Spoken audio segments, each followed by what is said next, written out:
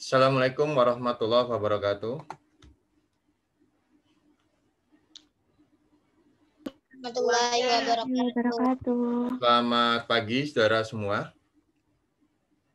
Hari ini kita berjumpa lagi ya di pekan terakhir kita sebelum kita libur Idul Fitri, saudara.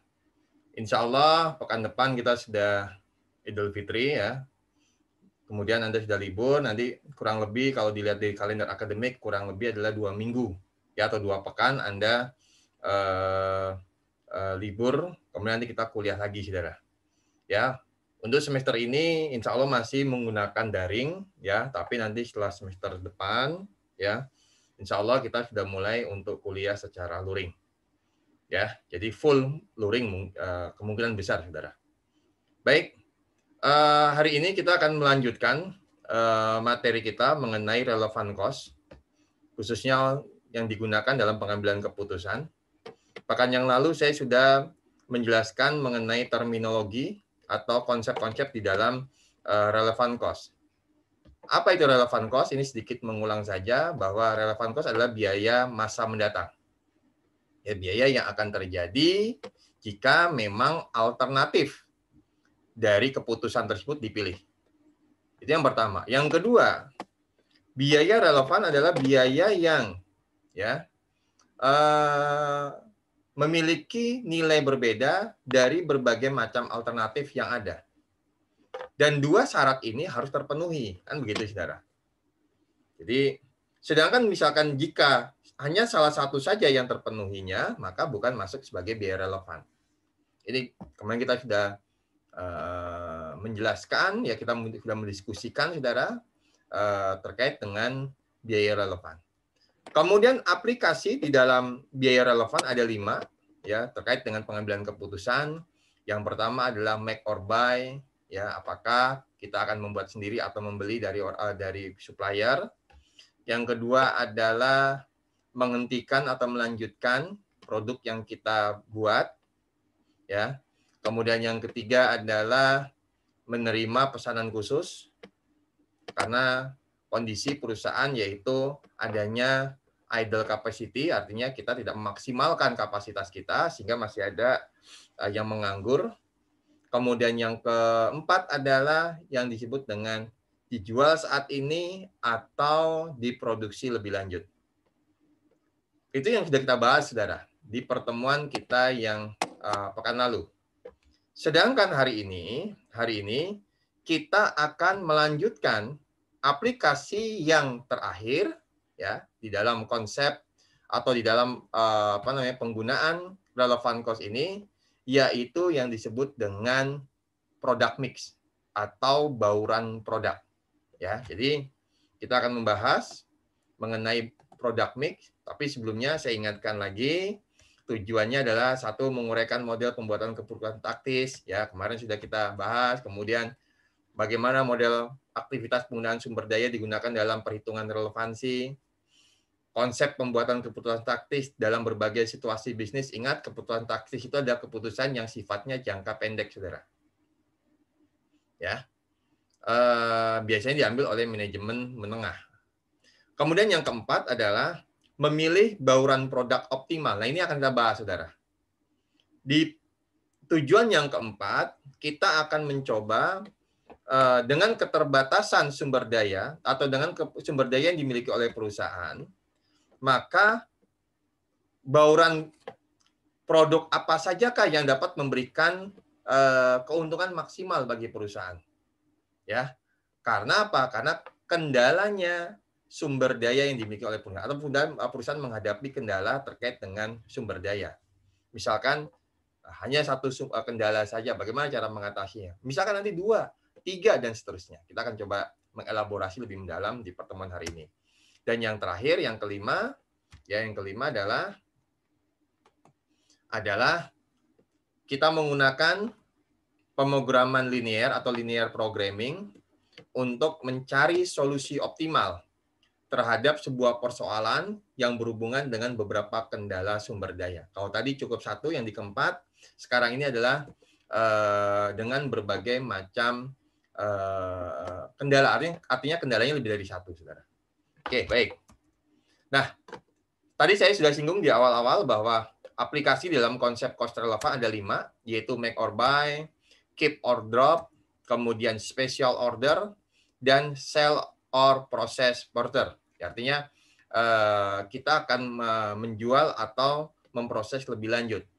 Nah, 4 aplikasi di dalam cost relevan ini sudah kita pelajari, ya, sudah saya jelaskan, ya.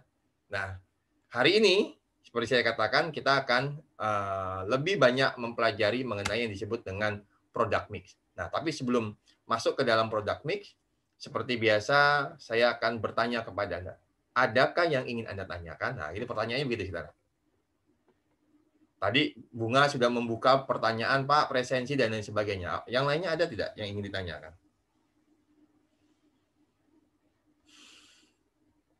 Belum, Pak. Oke, belum. Baik, saudara. Kita masuk ke dalam keputusan bauran produk atau product mix. Ya.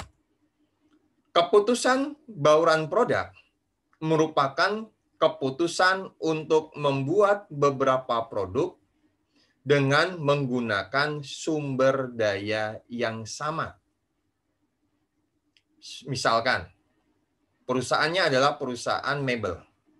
Sumber dayanya apa? Sebagai contoh, sumber daya itu adalah bisa saja tenaga kerjanya, bisa saja bahan bakunya. Nah, dalam hal ini, sebagai contoh, misalkan adalah perusahaan mebel tadi, saudara.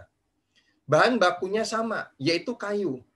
Nah, dengan keterbatasan bahan baku tadi, kayu, ya, karena apalagi misalnya perusahaannya adalah mebelnya khusus kayu jati. Nah, kayu jati ini kan sangat ini, saudara, mahal harganya. Kemudian kalaupun ada, misalnya kalau kita kualitasnya adalah kualitas yang perhutani, yang kualitas nomor 1, ini kan juga sulit, saudara, untuk mendapatkan. Nah, dengan sumber daya yang ada ini, bagaimana cara kita untuk memaksimalkan? Nah, pilihannya adalah, kalau perusahaan mebel pasti jelas, apakah bikin lemari, bikin meja kursi, atau bikin tempat tidur, atau bikin meja makan. Ini kan pilihan, saudara. Nah, oleh karena itu, dengan berbagai macam produk yang dihasilkan oleh perusahaan, ya, maka perusahaan harus secara maksimal nanti dengan sumber daya yang ada ini, kira-kira apa yang harus saya produksi dan yang mana yang akan saya jual, berapa jumlah unitnya, sehingga dengan sumber daya yang ada, keuntungan maksimal dapat diperoleh. Itu tujuannya, saudara, di dalam keputusan bauran produk ini, saudara. Ya. Kalau misalkan kita hanya sekedar, udahlah bikin aja meja makan, ternyata nggak laku, rugi bagi kita. Padahal saat ini orang tidak butuh meja makan. Yang butuh apa misalkan? Meja tamu. Wah, berarti harusnya dibikin adalah meja tamu. Dan seterusnya. Nah, hal-hal seperti ini, saudara, kalau misalkan kita hanya berdasarkan kira-kira, perkiraan, atau berdasarkan pengalaman tahun-tahun sebelumnya, bisa saja nanti kita memang mendapatkan pendapatan atau penghasilan, tapi keuntungannya tidak maksimal. Nah, oleh karena itu, dengan keputusan pengambilan bauran produk inilah mungkin menjadi salah satu alternatif dalam mengatasi permasalahan yang dihadapi oleh perusahaan. Nah, ini kalau saya, ya, misalkan sumber daya, bahan baku, tenaga kerja, mesin. Artinya mesinnya kita terbatas. Mesin potongnya cuma 2, dan itu dipakai untuk semua produk. Kemudian tenaga kerjanya juga terbatas. Tukang potong, tukang tukang kayunya itu pun juga terbatas, dan mereka bekerja untuk semua produk yang dihasilkan. Ini contoh. Nah, sehingga menjadi persoalan, tadi sudah saya sampaikan juga, berapa unit masing-masing jenis produk yang akan dibuat. Nah, kemudian kalau misalkan kita pertanyaan itu selalu menjadi masalah, kalau memang tidak segera diatasi, maka biasanya perusahaan akan melakukan apa? Menentukan unit masing-masing produk dengan menggunakan perkiraan. Ya udahlah, kira-kira tahun ini yang akan laku terjual adalah meja makan. kita produksi meja makan sebanyak-banyaknya. Nah, padahal kita tidak tahu sekarang pola masyarakat seperti apa. Ya, banyak masyarakat sekarang ini, khususnya di generasi-generasi milenial, mereka punya rumah itu sepertinya tidak terlalu besar lah, minimalis lah, misalkan orang menyebutnya demikian. Sehingga apa? Meja makan tidak terlalu dibutuhkan. Mengapa? Karena mereka menganggap bahwa meja makan itu nanti memakan space ruangan yang cukup besar. Kan demikian, saudara. Mereka lagi nyaman apa? Sudah, nggak usah pakai meja makan. Meja tamu, tapi meja tamunya dibuat agak besar. Sehingga tadi kalau makan, kita bisa menikmati di ruang tamu. Selama tidak ada tamu, nggak ada masalah, kan begitu, saudara. Ini contoh saja. Ya. Nah ini menjadi oleh karena itu apa, saudara? Supaya perusahaan tidak mengalami kerugian karena memang keterbatasan dari atau kendala dari sumber daya tadi, maka ini harus dimaksimalkan. Nah, oleh karena itu, perusahaan harus membuat produk dengan komposisi, artinya dengan cakupan atau dengan bauran atau mix, ya, yang optimal. Misalkan bikin meja makan, meja tamu, lemari, tempat tidur dengan kombinasi demikian dan jumlah dari masing-masing produk yang dihasilkan. Selama ya bahan atau sumber daya yang dimiliki perusahaan itu mencukupi untuk memproduksi itu. Ini sebagai contoh. Atau misalkan untuk perusahaan yang paling sederhana, saudara-saudara. Misalkan perusahaan pembuat makanan. Ya, misalkan roti macam-macam, ada roti rasa pisang, ya, kemudian roti rasa keju, coklat. Nah, ini mana yang kira-kira memberikan kalau diproduksi dengan sumber daya yang ada, mana yang akan lebih memberikan keuntungan optimal. Nah, itu dia, saudara. Tujuannya adalah itu. Tujuan utama dari keputusan bauran produk di sini adalah bagaimana perusahaan dengan kendala sumber daya yang ada, tetapi tetap perusahaan mendapatkan laba maksimal.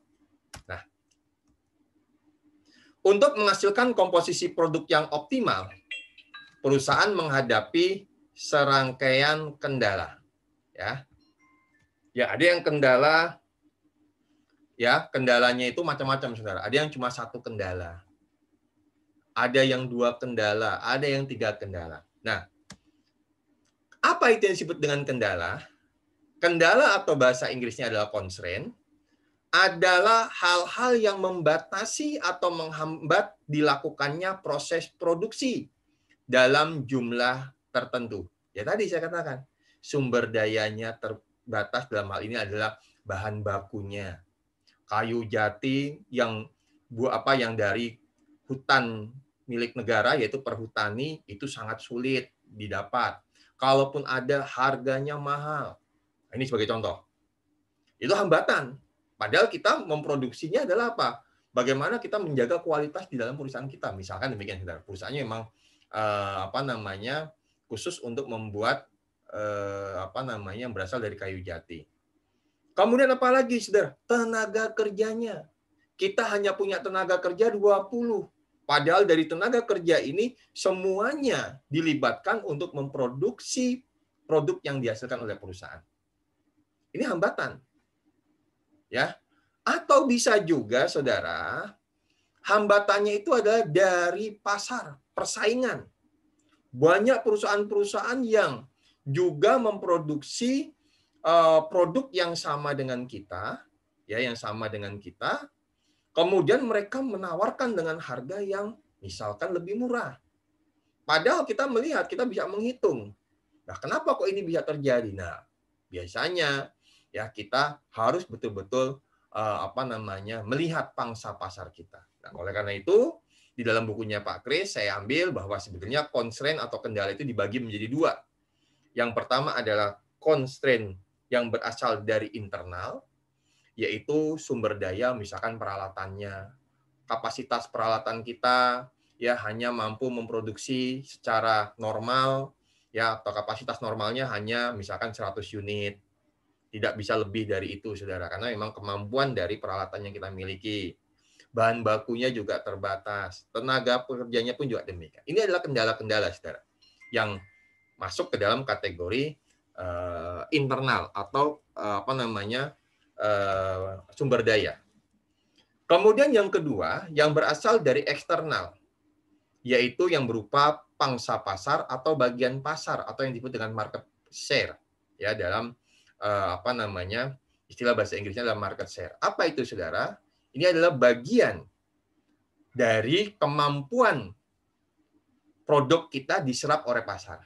Misalkan, saudara, kalau pasar ini membutuhkan 100 unit meja makan, sedangkan produk kita hanya terserap, artinya terserap itu dibeli oleh konsumen sebanyak 10 unit, berarti pangsa pasar kita atau bagian pasar kita hanya sebesar 10%-nya, yaitu 10% didapat dari 10 dibagi dengan 100. Artinya memang pangsa pasar kita hanya 10 itu saja, saudara. Karena kalau yang kita mencari yang lain untuk yang 90 itu sudah ada perusahaan-perusahaan lain.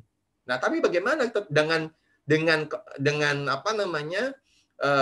keadaan seperti ini, kendala-kendala yang ada, perusahaan tetap mendapatkan keuntungan yang maksimal. Nah, itu tujuannya demikian, saudara. Oke, baik.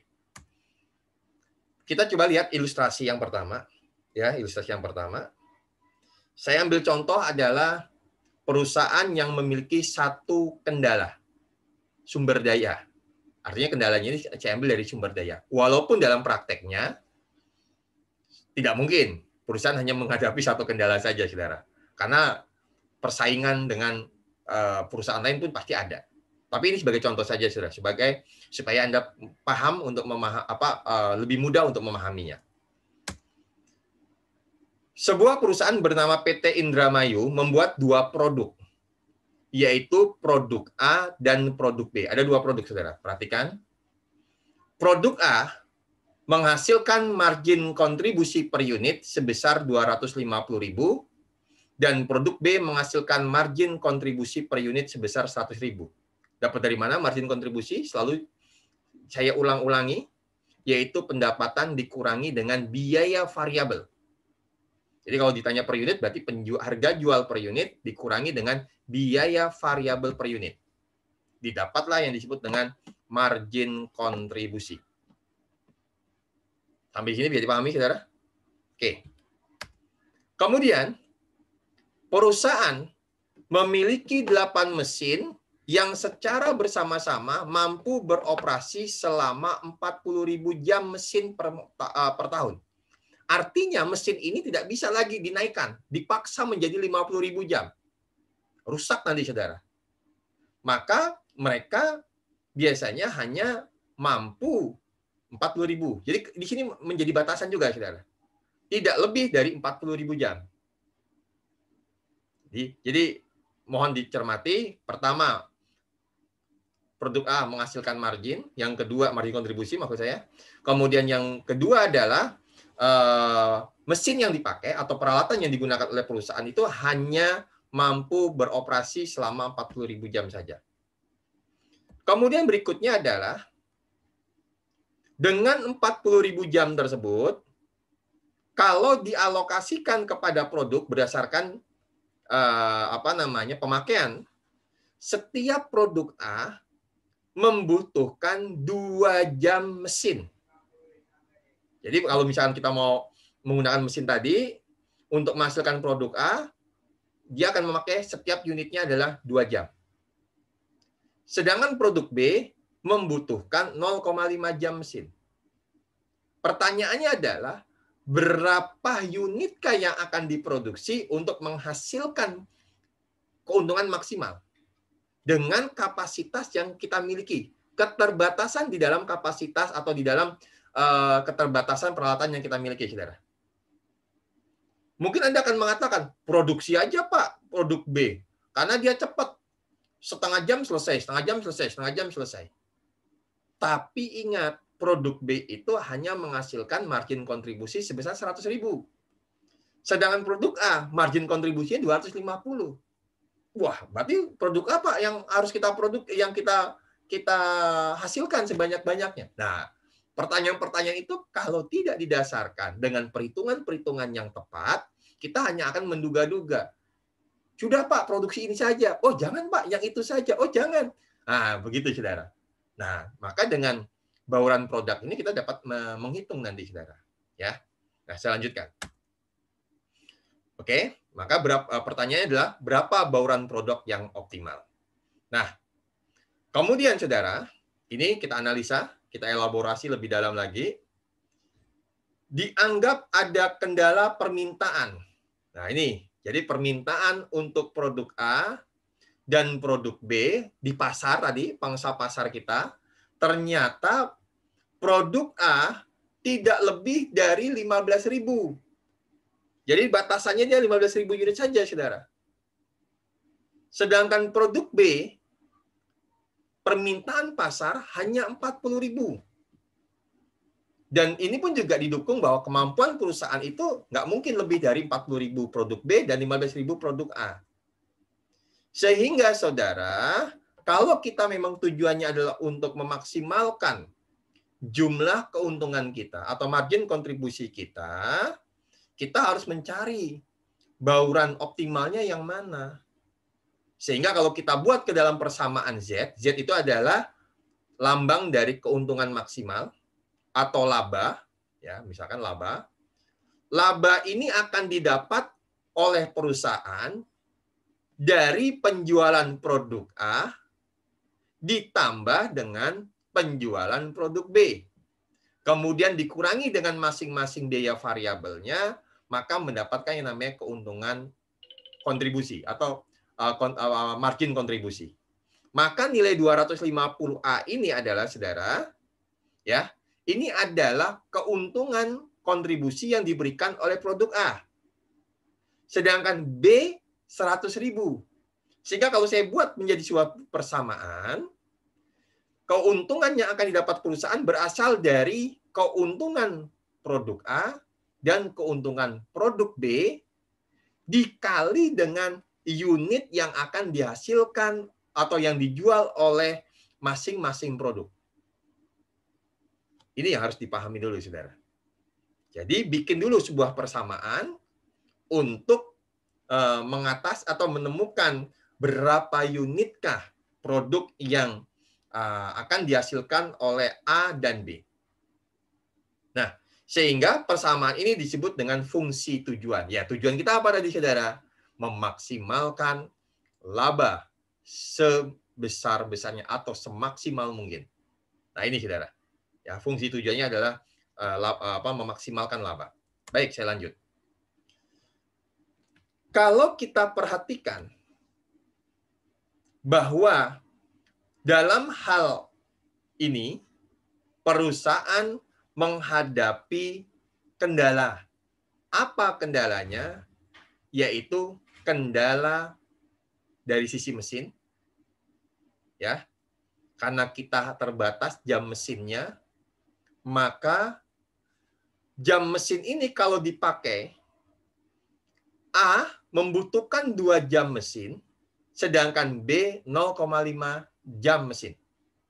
Sehingga maksimal nanti adalah 40.000. Inilah kendala. Tidak boleh persamaan A ditambah dengan jam mesin produk A ditambah dengan jam mesin produk B lebih besar dari 40.000. Tidak boleh. Karena kendala kita di mesin. Ingat di soal yang disebutkan bahwa mesin tersebut hanya dapat dipakai selama 40.000 jam. Sehingga kita nggak boleh, saudara, bahwa persamaan nanti jam mesin A dengan jam mesin B-nya itu lebih dari 40.000. Yang ada adalah di bawah 40.000 atau sama dengan 40.000. Ini kendala yang pertama, yang berasal dari internal. Satu kendala yaitu jam mesin, sumber dayanya. Sedangkan kendala permintaan ini tergantung karena sesuai dengan permintaan yang di pasar. Bahwa A itu maksimal 15.000 unit, B maksimal 40.000 unit. Karena memang permintaannya terkait dengan produk-produk tersebut adalah seperti yang ada di dalam informasi soal. Sehingga ya, dalam memaksimalkan jumlah margin kontribusi secara keseluruhan, maka dapat diselesaikan dengan menggunakan model pemrograman linier sebagai berikut. Fungsi tujuannya apa? Z sama dengan contribution margin per unit A dikali A, yaitu unitnya A, ditambah dengan contribution margin B per unit dikali dengan unit B. Ini adalah fungsi tujuannya. Sedangkan kendala yang didapat oleh perusahaan adalah satu, kendala yang berasal dari internal kita, yaitu sumber dayanya yang terbatas, hanya 40.000 jam. Kemudian yang kedua adalah kendala permintaan. Ya, hanya diminta oleh pasar 15.000 unit, B hanya 40.000 unit. Dan nilai A dan B tidak boleh lebih kecil dari 0. Kalau lebih kecil dari 0 berarti apa, saudara? Minus, tidak ada yang yang dihasilkan. Kalau yang tidak dihasilkan aja 0, ini malah di bawah 0. Nah, itu tidak boleh. Nah, dengan kendala-kendala yang sudah kita identifikasi ini, saudara, maka berikutnya adalah kita bikin dulu sebuah kita ubah dulu pertidaksamaan dari kendala yang pertama, yaitu kendala peralatan atau mesin, yaitu yang mula-mula 2A ditambah 0,5B lebih kecil daripada 40.000, kita ubah menjadi persamaan 2A ditambah 0,5B sama dengan 40.000. Supaya apa, saudara? Supaya nanti kalau kita masukkan angka A dan B, itu bisa didapat nilai dari masing-masing A dan B tersebut, saudara. Nah, kita masukkan yang pertama, jika nilai A sama dengan 0, maka kita ambil dasar adalah 2A, ini dasar persamaannya diubah menjadi sama dengan 40.000, maka jika A sama dengan 0, maka 2 dikali 0, ditambah 0,5B sama dengan 40.000. Maka B sama dengan 80.000, yaitu 40.000 dibagi 0,5. Sehingga kalau kita bikin titik A dan B, berarti 0,80.000. Itu titik A dan B. Ya, kalau maksudnya titik yang pertama, yang terdiri dari sumbu A dan B. Ya, kalau biasanya kalau dalam persamaan matematika kita menggunakan sumbu X dan Y. Kemudian yang kedua, jika B-nya 0, dengan cara yang sama masukkan ke dalam persamaan, maka A adalah 20.000. Nah, ini adalah titik-titik di dalam kendala yang didapat oleh perusahaan. Nah, oleh karena itu, cara pengerjaannya adalah dengan menggunakan grafik atau biasa disebut dengan pemrograman linier. Ya. Tapi sebelumnya, dari hasil tersebut, kita mendapatkan dua alternatif solusi, yaitu perusahaan tidak memproduksi A, tapi memproduksi B sebanyak 80.000 unit. Atau memproduksi A sebanyak 20.000 unit, tetapi tidak memproduksi produk B. Nah, kalau dua angka atau dua titik persamaan ini, saudara, hasil atau alternatif, kita masukkan ke dalam fungsi atau persamaan tujuan, maka akan diperolehlah jika perusahaan tidak memproduksi A, tapi full memproduksi B, maka perusahaan akan mendapatkan keuntungan sebesar 8 miliar. Sedangkan kalau perusahaan memproduksi A sebanyak 20.000 unit dan B tidak diproduksi, maka perusahaan hanya mendapatkan keuntungan 5 miliar. Ini kalau kita lihat dari satu kendala saja, saudara, yaitu kendala terkait dengan jam mesin. Ya, kita belum mempertimbangkan kendala-kendala yang lainnya. Ini baru satu kendala, karena tadi di pertanyaan yang pertama adalah kita sebutkan adalah satu kendala. Nah, kalau demikian, ya, satu kendala, maka kita memilih alternatif pertama. Tidak memproduksi A, tetapi memaksimalkan memproduksi produk B. Karena keuntungannya lebih besar. Ini dia, saudara. Caranya. Kalau hanya satu kendala yang didapatkan oleh perusahaan. Ya. Bagaimana Pak dengan beberapa kendala? Ya, beberapa kendala. Ya, di dalam solusi untuk memperoleh bauran produk yang optimal tentunya lebih kompleks dan membutuhkan teknik matematik khusus yang disebut dengan pemrograman linear.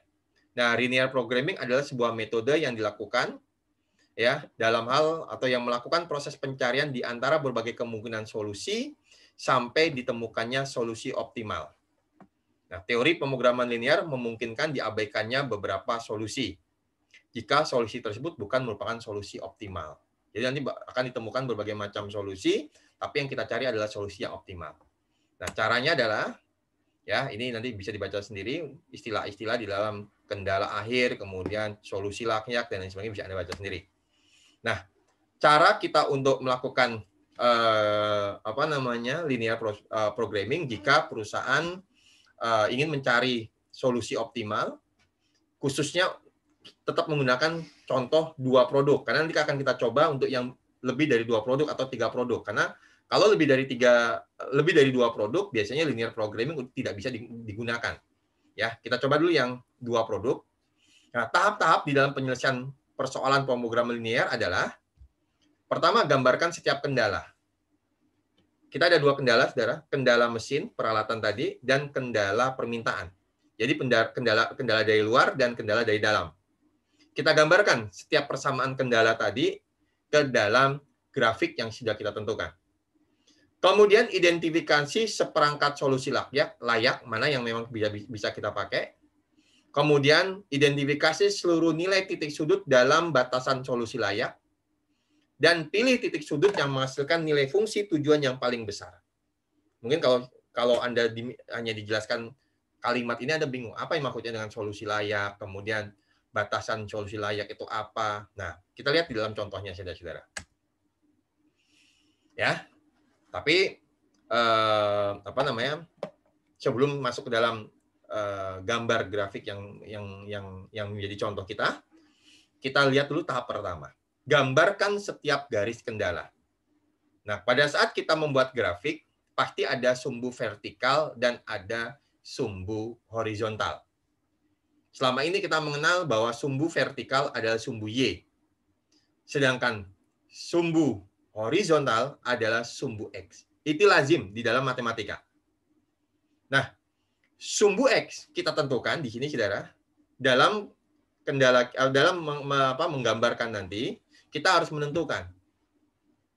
Ya. X itu mempresentasikan produk A atau B. Kan begitu pertanyaannya. Demikian juga Y. Nah, ini silakan terserah Anda. Selama nanti Anda bisa memahami bahwa sebenarnya X dan Y itu tidak harus bahwa X adalah A dan Y itu adalah B. Tidak harus, saudara. Ini bebas. Yang penting Anda tahu bahwa sumbu horizontal adalah untuk produk yang Anda tentukan tadi, sedangkan vertikal adalah untuk produk yang lainnya. Nah, kita lihat yang pertama, tentukan sumbu vertikal dan horizontal. Vertikal atau sumbu Y ini adalah untuk produk B. Kita sepakati, saudara, ingat-ingat caranya produk B. Sedangkan sumbu horizontal yang biasa disebut dengan sumbu X ini adalah untuk produk A. Dengan menggunakan, ini saya kembali, dengan menggunakan titik yang tadi sudah kita temukan, yaitu A sama dengan 0, B sama dengan 80, dan seterusnya, kemudian dengan kendala permintaan dan lain sebagainya, maka kita gambarkan. Ya, kita gambarkan sebagai berikut. Pertama adalah kendala permintaan untuk produk A. Ingat, di dalam soal disebutkan bahwa A itu hanya diminta sebanyak 15.000 unit saja. Tidak lebih dari 15.000.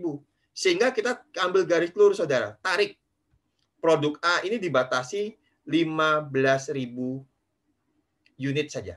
Mohon maaf, ini saya gunakan dalam ribuan rupiah supaya tidak terlalu banyak dan lebih mudah lah untuk dipahami. Ini yang pertama. Yang kedua adalah kita gambarkan kendala permintaan produk B. Produk B maksimal diminta oleh pasar adalah 40.000. Sehingga B ini tidak lebih daripada 40.000. Maka di bawah inilah permintaan dari pasar. Kalau Anda perhatikan, ada garis atau ada titik pertemuan antara kendala produk A, kendala permintaan produk A, dan kendala permintaan produk B. Sehingga kalau Anda perhatikan, inilah daerah yang disebut dengan daerah yang layak. Tapi untuk sementara ini, saudara. Karena kita masih punya satu kendala lagi. Apa? Yaitu kendala jam mesin. Sudah kita hitung dari persamaan. 2A ditambah 0,5B sama dengan 40.000. Di awal tadi sudah kita hitung. Kemudian kita buat persamaannya tadi, masukkan. Misalkan A adalah 0, maka B-nya 80.000. A-nya 0, B-nya 80.000. Nah, ini garisnya. B-nya 0, A-nya 20.000. 20.000. Sehingga kita tarik garis pertemuan antara titik 0,80.000 dan 20.000,0. Nah, kalau Anda perhatikan, yang mula-mula garisnya daerah yang layak dari dua kendala permintaan A dan B ini kotak.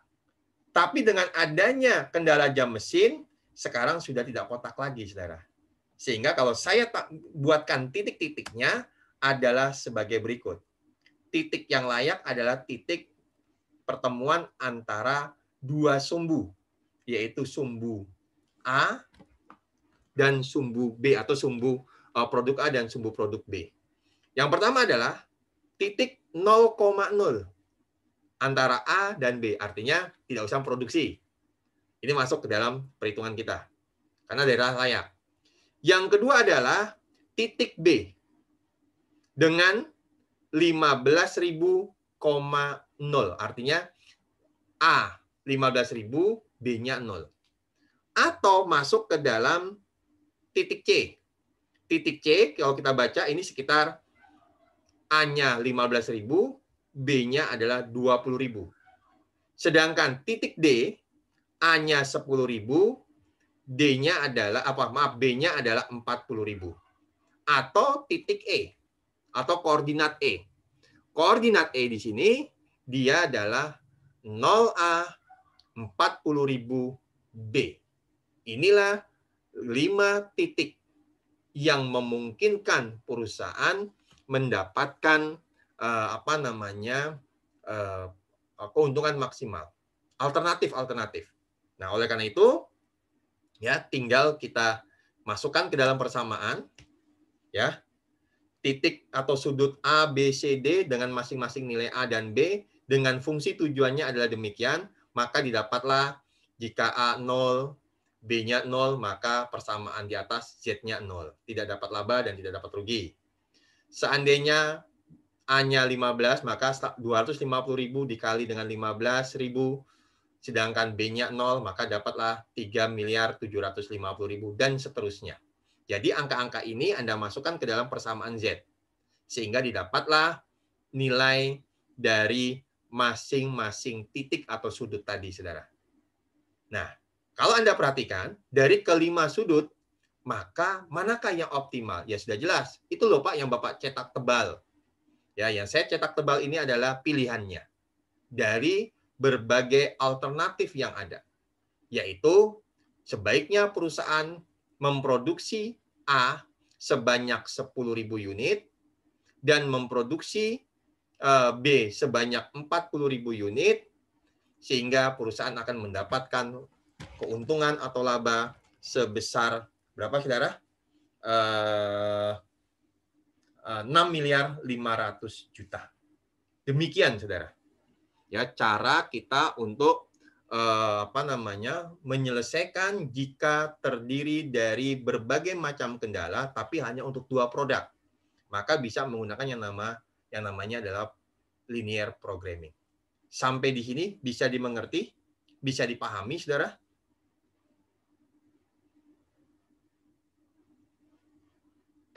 Bisa, Pak. Bisa ya? Oke, baik. Terima kasih. Saya lanjutkan, Saudara. Yang terakhir, ya mudah-mudahan lebih cepat kuliah kita hari ini, Saudara. Kalau kemarin memang banyak, ini cuma sedikit, Saudara. Insya Allah nanti jam 11 kita udah selesai lah, Insya Allah ya. Nah, bagaimana kalau perusahaan dihadapkan dengan berbagai macam kendala, tetapi untuk perusahaan yang menghasilkan lebih dari 2 produk? Ya, kalau di sini adalah kasus untuk 3 produk atau lebih. Jika perusahaan menggunakan atau menghadapi kasusnya adalah 3 produk, maka linear programming itu tidak bisa diterapkan. Karena linear programming hanya cocok bagi perusahaan yang menghasilkan 2 produk. Kok bisa, Pak? Bayangkan di dalam grafik yang sudah tadi kita gambar. Kita mengilustrasikan di sini adalah adanya produk B dan produk A.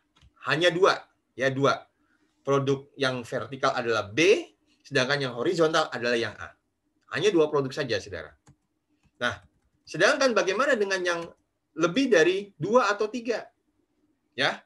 Nah, jika perusahaan menghasilkan 3 produk atau lebih, maka grafik yang dibuat adalah grafik 3 dimensi. Masalahnya adalah apa? Tidak semua orang bisa menggunakan grafik 3 dimensi. Termasuk juga beberapa permasalahan bahwa apa? Bahwa grafik 3 dimensi itu lebih kompleks. Sulit didapat. Kalaupun ada, mahal harganya. Nah, maka untuk dapat menyelesaikan kasus 3 produk, maka kita menggunakan satu analisis yang disebut dengan pendekatan limiting factor analysis. Nah, jadi faktor yang kita analisa, faktor-faktor keterbatasan tadi atau limiting factor ini yang akan kita analisa, Saudara. Nah, kemudian Saudara, langkah-langkah untuk menemukan solusi optimal dengan menggunakan pendekatan limiting factor analysis adalah ada 5 langkah dulu yang harus Anda pahami. Yang pertama adalah hitung margin kontribusi masing-masing produk. Saya yakin Anda paham. Kalau Anda tidak paham lagi, ini repot nih Anda. Berarti Anda harus banyak belajar lagi. Margin kontribusi didapat dari mana, Saudara? Pendapatan dikurangi dengan biaya variabel. Selalu margin kontribusi. Kemudian berikutnya adalah identifikasi jumlah limiting factor untuk membuat satu unit produk. Misalnya adalah kita gunakan tenaga kerja. Jadi limiting factor itu adalah faktor itu adalah sumber dayanya, Saudara. Sumber daya yang memang terbatas tadi. Kita identifikasi. Kemudian setelah didapat, baru berikutnya kita hitung margin kontribusi per limiting factor. Misalkan kalau tadi sumber daya, tenaga kerja, maka nanti kita lihat berapa contribution margin yang diberikan per tenaga kerja atau per jam kerjanya. Kalau kita mau lebih spesifik lagi per jam kerja. Kemudian keempat, lakukan perankingan atau pemeringkatan kemampuan laba dari masing-masing produk. Produk A, B, C, berapa kemampuan labanya mereka? Nah, ini harus juga kita lakukan peringkat. Yang terbaik adalah yang kita pilih adalah yang memberikan Saudara, yang memberikan keuntungan yang besar. Kemudian baru yang kelima, alokasikan limiting factor sesuai dengan ranking. Nanti kita alokasikan berapa unit yang akan dihasilkan untuk memperoleh keuntungan maksimal. Kita lihat langkah yang pertama, Saudara. Perhatikan, ada 5 langkah ini, Saudara. Sebuah perusahaan, PT Baron, merencanakan untuk membuat 3 produk. yaitu produk A, B, dan C. Kalau Anda perhatikan, produk A ada bahan baku tenaga kerja, ada BOP tetap, dan ada BOP variabel. Kemudian ada biaya penjualan tetapnya, kemudian ada target laba, sehingga ditetapkanlah harga jual per unitnya adalah untuk A 790, B 380, dan C 500.000. Jam kerja untuk 3 bulan mendatang terbatas, yaitu hanya 1.650 jam. Jadi kita hanya punya kemampuan untuk mesin kita atau jam tenaga kerja kita itu hanya 1.650 jam. Maka tugas kita adalah mengalokasikan berapa jam kepada produk A, berapa jam B, C, itulah yang dianggap sebagai solusi optimal. Kemudian berikutnya, permintaan pasar untuk produk A adalah 200 unit, B 150 unit, dan C 200. Ini permintaan pasar. Artinya kita dapat memenuhi permintaan sesuai dengan yang diminta atau kurang dari yang diminta. Lebih dari itu tidak mungkin, saudara. Paham ya? Oke, baik. Langkah pertama, menghitung contribution margin per unit. Produk A kita lihat, ya, harga jualnya 750. Contribution margin didapat dari penjualan dikurangi dengan biaya variabel per unit. Apa saja biaya variabel? Bahan baku itu biaya variabel. Tenaga kerja sama biaya variabel. BOP variabel masuk ke dalam BOP variabel dan biaya penjualan variabel juga masuk. Sehingga biaya variabelnya adalah A 450, B 230, dan C 260. Sedangkan harga jual masing-masing tampak di dalam soal sudah cukup jelas. Sehingga contribution margin per unit untuk produk A, B, dan C masing-masing adalah 340.000, 150.000, dan 240.000. Ini untuk menghitung contribution margin per unit untuk masing-masing produk. Dan saya yakin Anda paham ini, saudara. Ya. Yang kedua, karena kita identifikasi limiting faktornya adalah tenaga kerja, maka kita hitung berapa jam tenaga kerja per unit. Di dalam soal disebutkan biaya tenaga kerja per unit, maaf kelewatan ini, ya. Biaya tenaga kerja per unit adalah, ya, biaya tenaga kerja, belum per unit, belum kita hitung per unitnya. Biaya tenaga kerja yang dibutuhkan untuk memproduksi A adalah 200.000, B 100.000, C 150. Dengan total jam kerja adalah 50.000 untuk semua produk. Sehingga, saudara, kita akan mendapatkan kebutuhan dalam memproduksi 1 unit A dibutuhkan 4 jam tenaga kerja. B 2 jam, dan C 3 jam. Ini kalau kita lihat, yaitu 200.000 dibagi dengan tarif per jamnya, yaitu 50.000. Tadi sudah saya sebutkan, tarif per jamnya adalah 50.000. Sehingga jam kerjanya adalah masing-masing 4, 2, dan 3. Langkah ketiga, menghitung contribution margin per jam tenaga kerja. Jadi per unit jam kerjanya dari tenaga kerja. Yaitu dari langkah 1 dan langkah 2 Anda ambil, yaitu CM per unit dibagi dengan jam tenaga kerja per unit. Ya, dapatlah masing-masing yaitu 85.000, 75.000, dan 80.000. Jadi artinya langkah ketiga ini adalah ambil hasil dari langkah pertama dan ambil hasil dari langkah kedua. Kemudian tinggal dibagi saja. Gampang ya, yang penting langkah pertama dan langkah keduanya benar. Kalau langkah pertama dan langkah keduanya salah, ya langkah ketiga dan keempatnya salah. Itu caranya, saudara. Kemudian langkah keempat, kita ranking kemampuan laba masing-masing produk dari sisi per jamnya. Ternyata didapat produk A, kemampuan menghasilkan laba per jam tenaga kerja lebih tinggi dibandingkan dengan produk-produk yang lain. Maka produk A otomatis menjadi ranking pertama atau peringkat pertama, produk C peringkat kedua, dan produk B peringkat ketiga. Dan ingat, Produk A daya permintaannya 200 unit, produk B 150 unit, dan produk C adalah 200 unit. Kenapa? Karena ini tujuannya nanti pada saat kalau kita menganalisa lagi. Ya.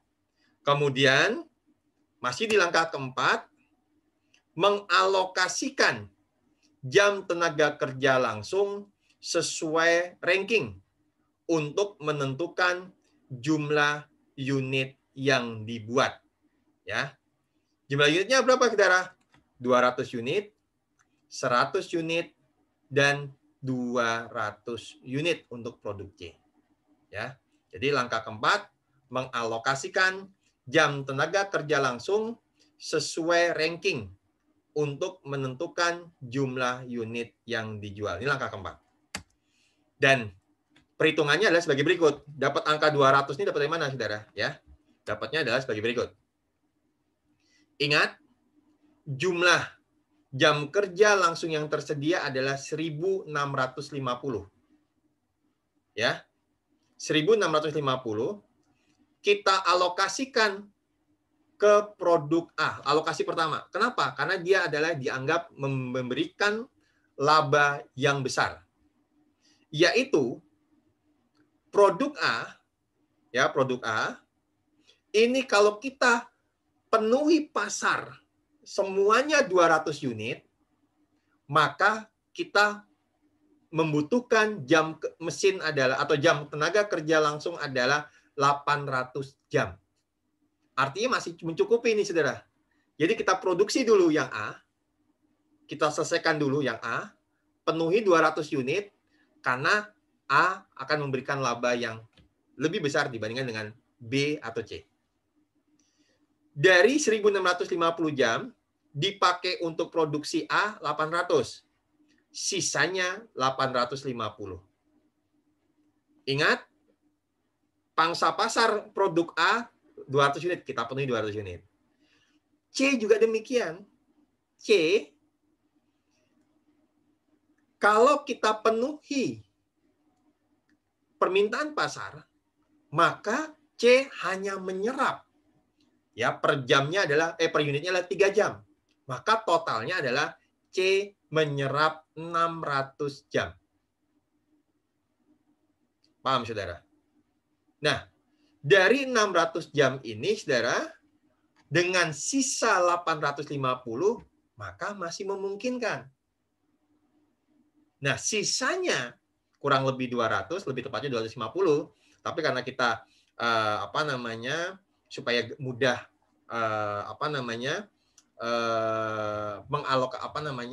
di dalam perhitungannya, maka saya ambil adalah 200 jam saja yang dipakai untuk memproduksi produk A. Sehingga kalau dari 200 jam ini dipakai semuanya, menghasilkan berapa unit? 100 unit. Dan ingat, produk B itu serapan pasarnya maksimal 150 unit. Artinya dengan 100 kita penuhi saja, nggak ada masalah, saudara. Nah, ini cara perhitungannya. Sehingga ya kalau semua analisa tadi langkah 1 sampai langkah 4 kita buatkan menjadi satu tabel, maka akan nampak bahwa produk A memberikan contribution margin lebih tinggi dibandingkan produk B dan C. Nampak. Walaupun juga tenaga kerjanya dia lebih tinggi, lebih banyak jam tenaga kerjanya, tetapi secara contribution margin pun juga per unitnya masih lebih tinggi dibandingkan dengan produk C dan B. Sehingga kalaupun nanti kita ingin memproduksi, sebaiknya perusahaan memproduksi produk A 200 unit, produk B 100 unit, dan produk C 200 unit. Dengan urutan yang diproduksi mana dulu? Ya sesuai dengan rankingnya, saudara. Yaitu produksi dulu A, C, baru kemudian produk B. Inilah, saudara, di dalam analisa limiting factor. Selesai. Kalau kemarin to be continue, kalau sekarang adalah selesai. Demikian, saudara, materi kita yang berhubungan dengan relevant cost. Ya. Adakah yang ingin Anda tanyakan?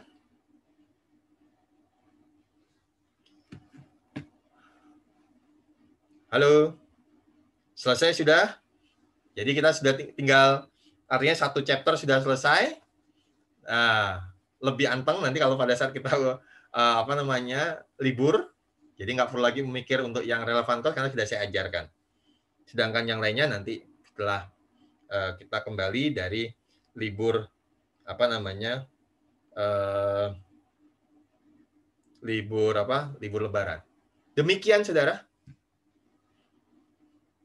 Ada yang mau ditanyakan? Mbak Ditayana, Viani, Putri, Melina, Bunga, Yulinda, Sifwa, Putri, Ariana, Nesa, Givari, Alvinda, Noval, Kosnul, Lara Sukma, saya panggil semua nih, Regina, nih mati semua ini. Intan, Ceria, Uswatun, Ina, Dita, Rolamida, kecuali Supardi yang nyala dan mau bertanya, yang lainnya diam membisu ini. Ya, si Dita nyala, tapi joget-joget dia. TikTok mungkin. Ada yang mau tanyakan, saudara? Apa sudah cukup jelas? Enggak TikTok dong, Pak. Bapak. Oke. Gimana Mbak Rolamida? Mau tanya apa? Sudah cukup jelas? Belum tanya, Pak. Udah cukup. Cukup, oke. Yang lainnya? Mas Givari, Mas Noval?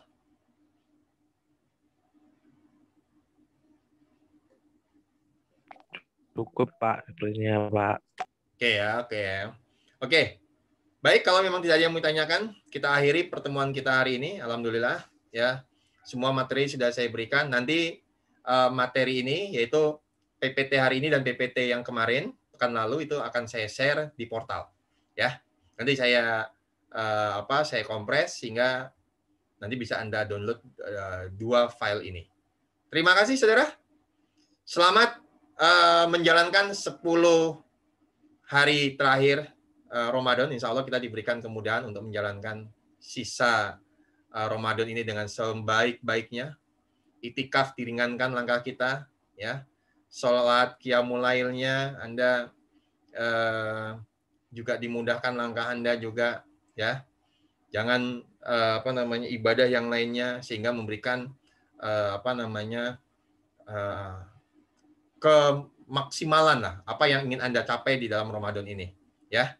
Sehingga Anda diberikan kesehatan juga, nanti kembali setelah dari dari libur Idul Fitri, ya, Anda tetap sehat, tetap bisa mengikuti kuliah dengan semaksimal mungkin. Bagi Anda yang tidak puasa, ya itu adalah rezeki bagi Anda, ya, yang perempuan itu terutama biasanya kan memang dalam 1 bulan bahwa Anda disayang oleh Allah, ya, sehingga Anda diizinkan untuk tidak berpuasa. Tetap sehat, ya. Begitu, saudara. Oke. Mbak Bunga, ada yang mau disampaikan? Tidak ada? Belum, Pak. Oke, baik. Kita akhiri kuliah kita hari ini. Selamat siang. Wassalamualaikum warahmatullahi wabarakatuh. Waalaikumsalam warahmatullahi wabarakatuh. Waalaikumsalam warahmatullahi wabarakatuh. Terima kasih, Pak. Ya, Terima kasih, Pak. ya.